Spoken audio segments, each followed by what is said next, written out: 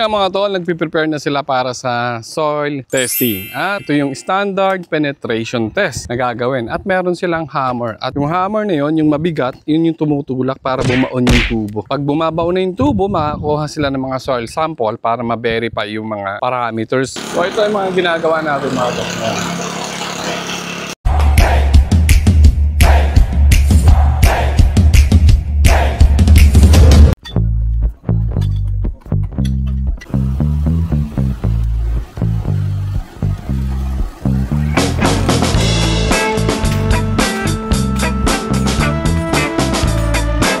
Nag-start sila ng 1.5 tapos dagdag sila ng dagdag ng tubo hanggang sa makita yung mga ano, may mga certain silang sukat. Ayan, katulad nito.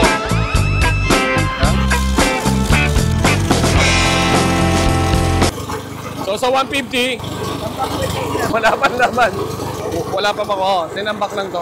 So nga mga tol, sa 150 wala pang nakita. Pag hugot ng tubo, walang laman. So wala pang nakuhang sample ng soil. So ibig sabihin, itong area na to is tambak lang. Tambak lang talaga to kasi dati itong palayan. So ngayon, babalik uli nila yon, dadagdagan ng tubo.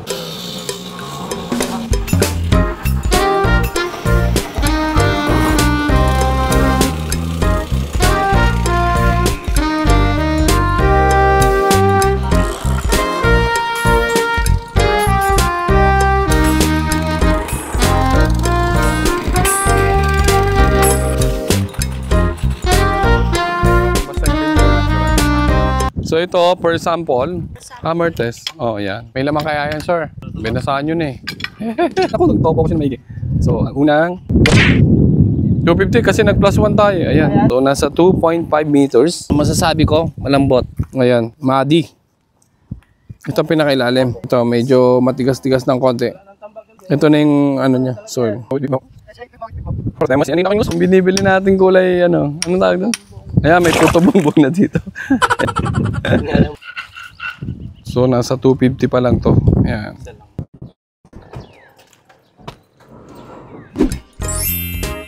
Scramble. Comment down below, mga tol. Katikim na ba kayo ng ganito? Scramble break time. Batang 90s. So, yun nga mga tol, ano na to. Mas mahaba na yung tubo na gagamitin. Nasa 3 metro na.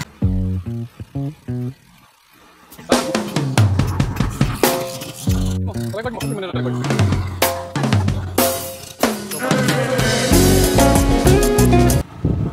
Engineer, yes. Anong kinocompute mo dyan? Bali, ibang device ito. Anong device yan? RTK ang tawag namin dito. RTK? Anong ibig sabihin na RTK? Hindi ka siya ng total station. Bali, satellite based na siya. Satellite base. Okay, mas maganda, mas precise siya. Para sa mga open field. Open field, oh. Ano naman yung isang sa yun? Google Maps. Pero kasi sa Google Maps, may plus minus 25 meters yung radius niya sa error.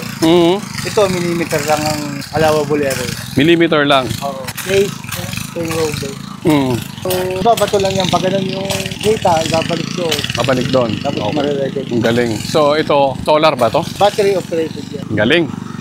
High-tech na mga tol! Guys, ito, napakahaba na. We're gonna get sample from here with a depth of 4.5 meters. May malambot pa. Maputik ano, Noy?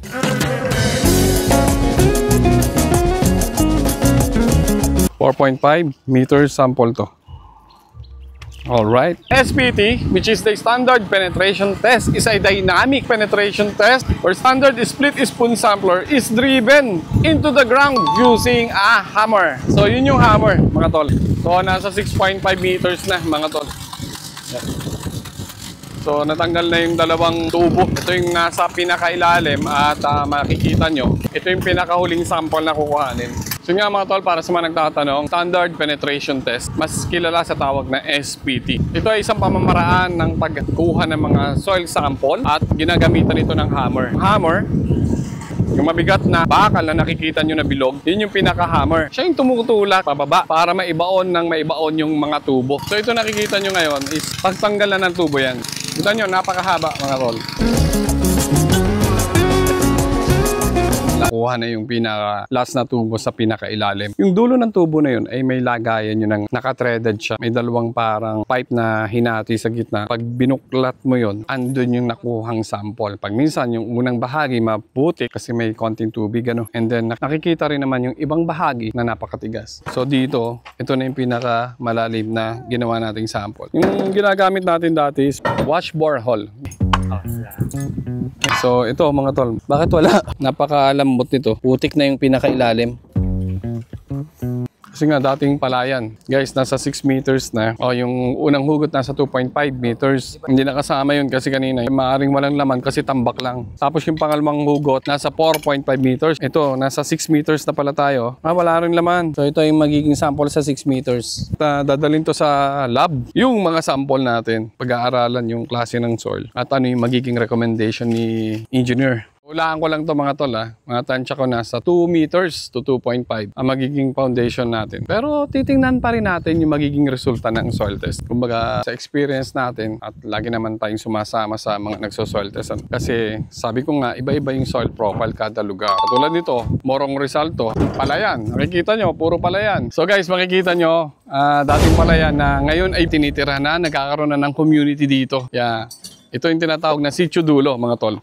Katulad dito, itong area na ito is nasa less than 2,000. Hindi ako nagkakamali, mga around 1,500. So magkakaroon dito ng 3 families. Tigpa 500 square meter yung kada pamilya dito. So ito yung isa sa mga proposed project natin na 2-story with a deck. So yun na nga mga tol, natapos na yung soil test. At nakakatuwa, nakita natin yung soil profile dito. Sa una, matigas, and then yung bandang pinaka-ilalim, bagyang malambot. Pero malalaman din natin yan kapag na-check na sa lab test. After 10 days or 2 weeks, lalabas na yung resulta nito. Ayan. So abangan nyo yan mga tol ha. Ayan, abangan nyo yung project natin dito. So shout out sa LPR Soil Boring Testing, kina Madam, kila Ma'am May. Ayan, maraming salamat at kumbaga ano to, nagkabiglaan. At na-accommodate nila tayo. Kay Ma'am Lilia. Shout out kay Mr. and Mrs. Ontangco. Maraming salamat sa pagtitiwala.